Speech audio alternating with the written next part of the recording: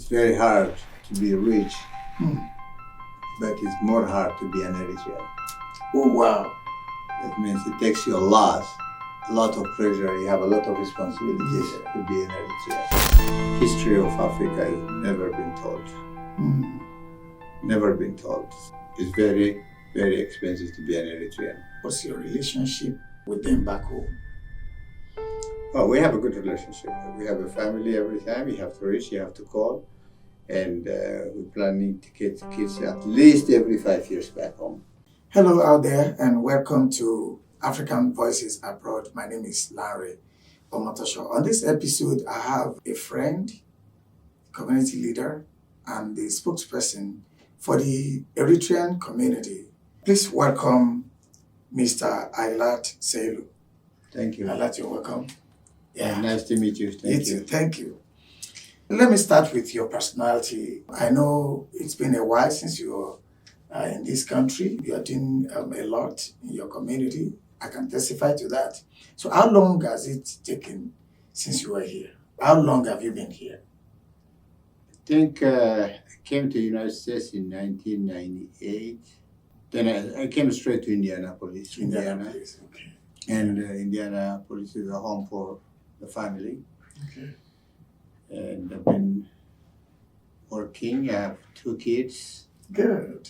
2 girls, which they took most of my money and time, and my wife, and I have brothers and sisters, and we have a very high-growing community of Eritreans. That's good. Yeah. Well, I'll be talking about the Eritrean community. Very interesting community. I like the vibe. I like the unity.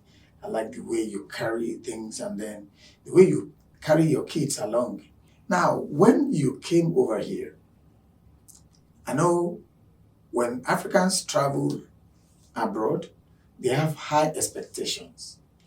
So I know that you two will have some expectations to meet.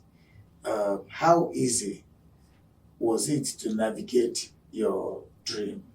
To tell frankly, coming to the United States is not by choice for me. It was not by choice. Yeah. So tell me about that. Because I was living a good life and working for the U.S. government back home before I came here.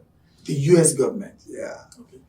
But unfortunately, when the war started between Ethiopia and Eritrea, we are subjected for a hostile environment in Ethiopia. So I was transferred to Nairobi.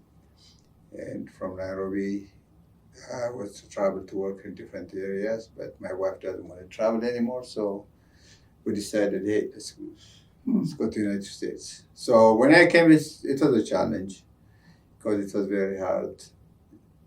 There's nobody who can lead you, hey, this is what you have to do, this is what you have to do, all those things. Based on that, when I see our community, I said, why don't you establish a community here?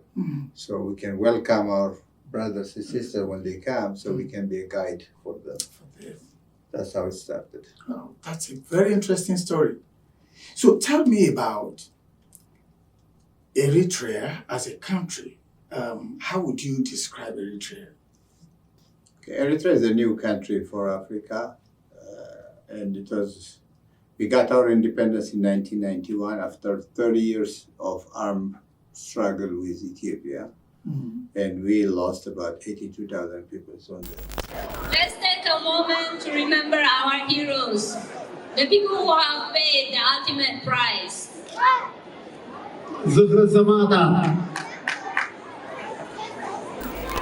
And the main reason why Eritrea doesn't get independence, just like all other African countries, was by United States involvement to favor the King Haile Selassie. So they said that we can do a federation with Eritrea and with Ethiopia, but Haile Selassie dissolve the federation and make it one country. Okay. So that's how the struggle started. And we started being displaced and leave the country and working everywhere of the world. Wow. That's how it is. Eritrea was born. During that struggle, were Eritrean people traveling out of the country to take refuge somewhere else? Yeah, because of the nature of the government, of the Ethiopian government, the harassment and everything, people have to leave the country and better off work and help their family. So some of them, they go across to Sudan, they have to walk long miles. Some of them go to Yemen, some of them go to anywhere. But it was a challenge for 30 years. And after the challenge of the 30 years, after we get our independence, we're trying to be very independent country. There is no any foreign aid in Eritrea at the current time. To support? No. Let me just interrupt you right there. Is Eritrea better now with your independence than when you were under colony? No, we are much, much better off than when we are in the colony because we decided our destiny. Okay. Nobody will tell us what to do because we never borrowed any money from any country. Okay. We don't have any USAID fund or United Nations fund or donation. Any programs are not available in Eritrea. Okay. We just live in a self-reliance, and we have more education for the city. And in the healthcare, if you go to an African continent, on the healthcare, we are number one in achieving kids immunization, women's birth, all those kind of things. Okay. All is done by the Eritreans. Oh, that's good. There's no foreign aid. Okay. There is nothing else. Yeah. Maybe I will change that question to before most African countries gain independence, they are so eager and so energetic. They think that things will get better after independence. But some of them that I know, after independence, the people still complain about leadership, bad leadership and all that and all that. I mean, do you see this as the fault of the people, or the people are not contented with what they have, or they're asking for too much, or the government, the people that are running the affairs are not doing it right? I think it is, you can't blame the people. So in one hand, yes, because they put the colonialists, they put the system when they give you the independence. Yeah. They will tell you this is how you're going to live. This is how it's going to be done. So that's going to benefit them, the colonists, not for the people. For the people. Just like if you see 14 countries of African French speakers, their foreign relationship, their arms, their defense mechanism is controlled in France. Wow. That's All right. their income is going to come to France, and France will send them back the money. Why? So in other words, even what we call independence is not really independence. It's just like they just have a territory. That's exactly what it is, because if you see 1 ounce of diamond, how much it costs in Africa to make it, and how much they sell it here. But the money, when you interpret it, when it comes to in Africa, That's it's right. about 50 cents per ounce. Wow. Here it costs about millions of dollars. So what Mr. Highlight is saying is that, most countries don't even have the independence that they think they do have. Yes, they have the opportunity to govern themselves, but the power is still being controlled indirectly by the colonial masters. So now let me go to your experience when you came over here. But when you came here, what are some of the changes that you see, and how did you cope with those changes? To tell you the truth, it was very challenging. Like I said before, if there was a minder who tells you, who guides you, who was here before you, would be nice. But it was a challenge. What kind of job I can do?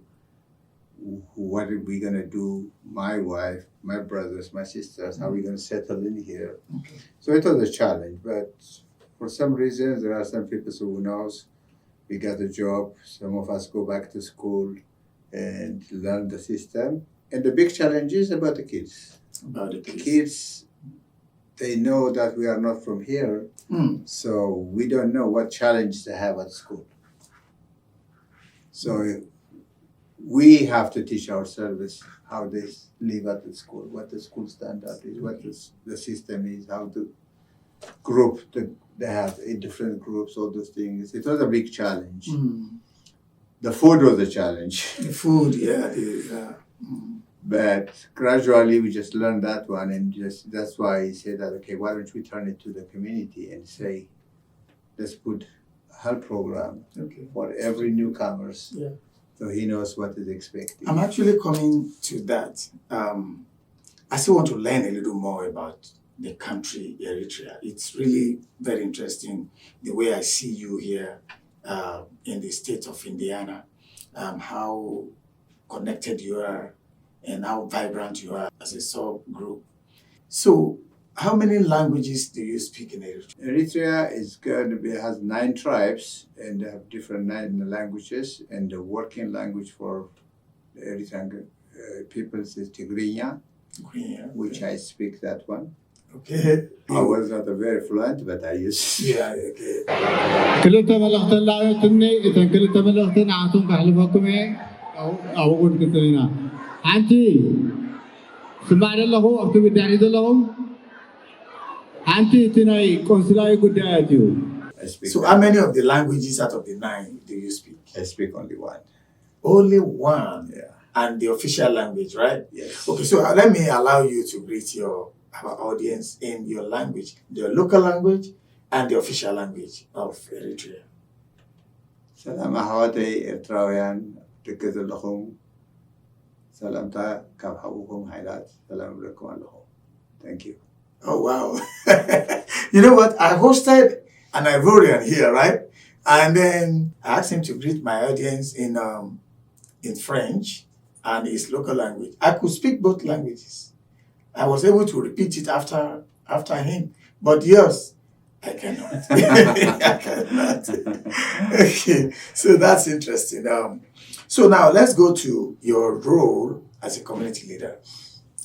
I've known your community for quite some time, and every time I attend your independence celebration, it's been one new thing after the other. The last one you did just few days ago, that was fantastic.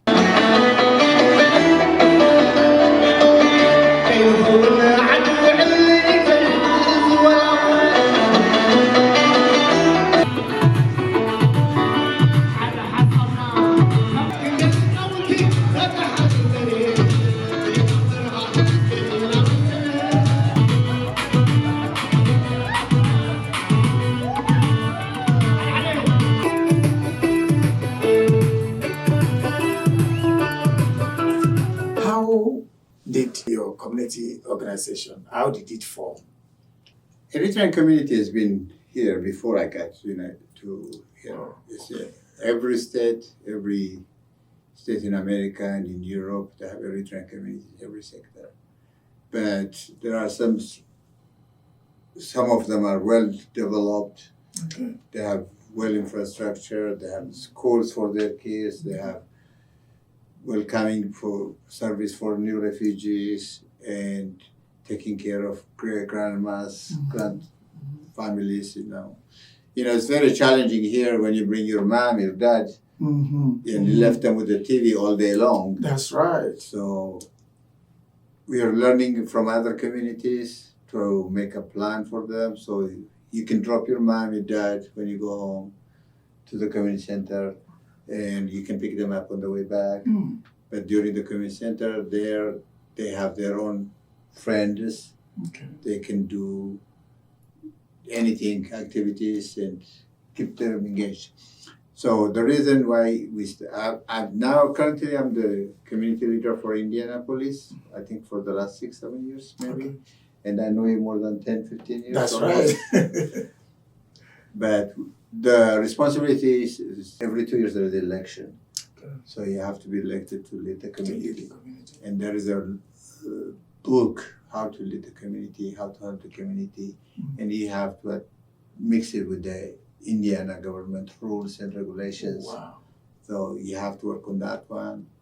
We work on the kids, we work on the families, we work on refugees, we reach out people who need legal help or mental help and all those kind of stuff.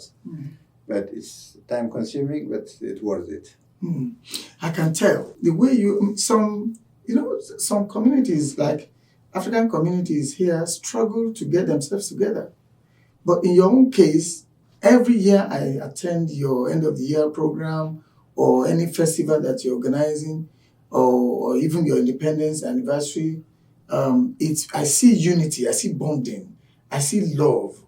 How is that? How you are in your country, or did you put any effort in this to make them come together with that spirit of love and all that? I mean, how did you make it? The biggest factor is the culture. Eritrean culture is different than the others. And the second one, the biggest thing is since we got independence, the Eritrean government was highly motivated in working on people's identity, so they know each other, who their identity. Just like one of our ambassadors, he said that it's very hard to be rich, but it's more hard to be an Eritrean. Oh, wow. That means it takes you a lot of pressure. You have a lot of responsibilities to be an Eritrean.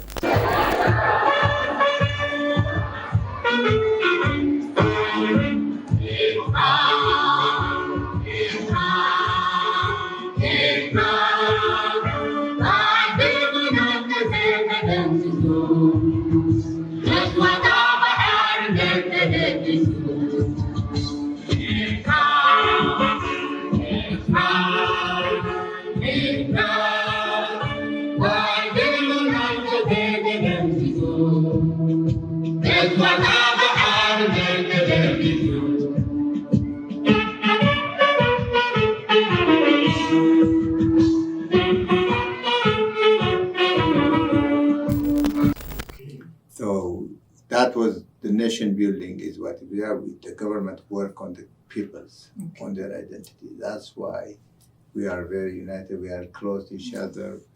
You see Paris every day, wedding every day. So we want to teach them their language. Okay. Yeah, I was going to talk about language. Every little child that I see, even though they are born here, they speak your language. How did you make it? Yeah, most of the people, the families are responsible for them to teach them at home to speak their own language. And this is why we started with the community. Now we can make it an official classes. It's been done like in Seattle, in Washington, everywhere. So we're trying to copy that one and work in Indiana too, so they learn.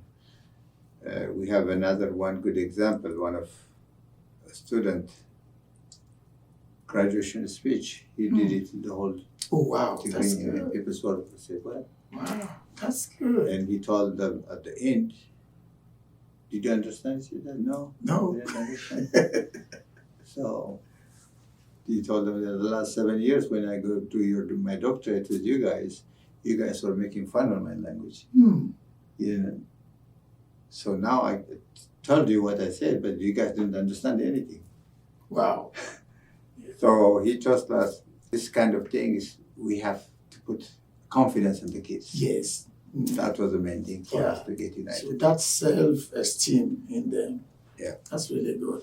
This question is kind of, you speak English very fluently and smoothly. Where did you learn this? Actually, I learned it from school and from work. Okay.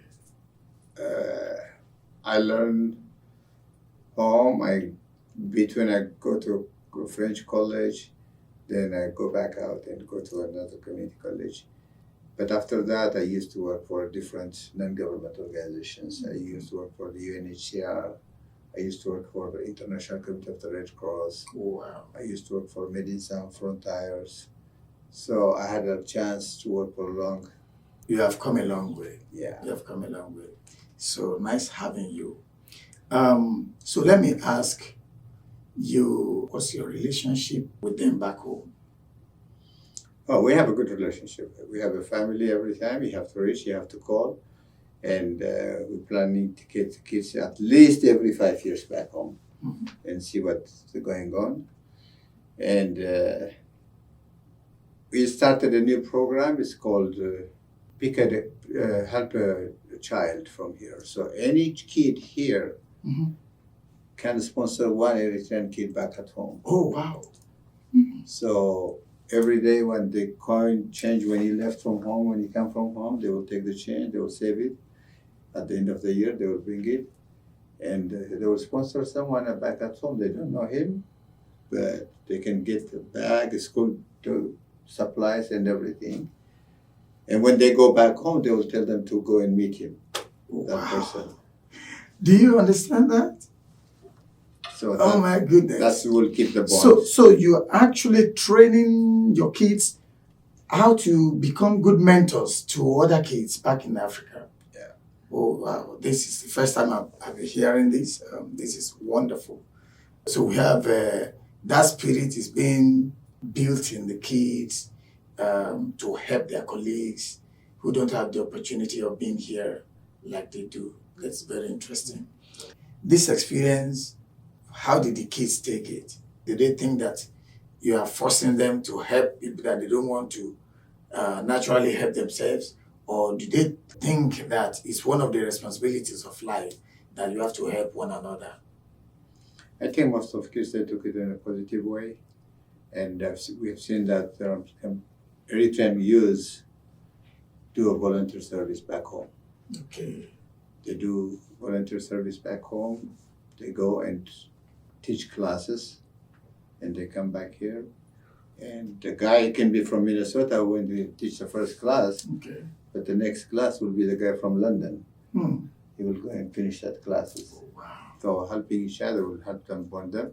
And you see it on the annual, there's an annual youth conference in the United States, in Europe, and everywhere. You see them, thousands of kids every year joining that group. Well, I want to congratulate you. You've been a very impactful community leader, especially among the Eritrean people in the state of Indiana. I attend your programs every year, different festivals that you organize. And I want to say thank you so much for what you do for the community. If you have 1 minute or 30 seconds to advise Eritreans back home, what will your advice be? Be who you are. It's very, very expensive to be an Eritrean. So be who you are. And since we just celebrated yesterday, Martyrs' Day, we lost about 82,000 people in this war. Today we gather with immense pride and joy to celebrate the 33rd anniversary of Eritrea's independence, a day that marks the triumph, reliance, sacrifice, and unaware determination. On this historic occasion, we honor the heroes who fought bravely for our freedom, remember the martyrs who gave their lives for our sovereignty, and revealed our commitment to the values that define our nation. So, and then before I let you go, I'll let you advise Eritrean members of your community. How would you advise them being out of the country, being ambassadors of Eritrea in the United States? That's the main thing. Everybody first, the basic thing is that teach their identity. Let them know who they are. So once they know who they are, then I can see it on my kids. They were way better than me in explaining who they are. Okay. So we, as a father, as a mother, we have to involve with the kids with daily life. You just can't leave them. And we have to engage them each other, know each other, their culture, their language. History of Africa has never been told. Never been told. So I don't want any African country or anybody to come and be lost to history here and to become, I am from the south side. Okay, I understand. Thank you so much for coming. Thank you. So it's been wonderful having the spokesperson for the Eritrean community, the community leader, my friend Ayala Selu. It's been a wonderful time having you. Welcome again. Thank you, Larry. Thank you so much. Thank you for the hospitality. And Thank you very much. you out there, please join me next time when I bring you another fantastic guest on my program, African Voices Abroad. It's Larry Omotosho, your host. Have a good day.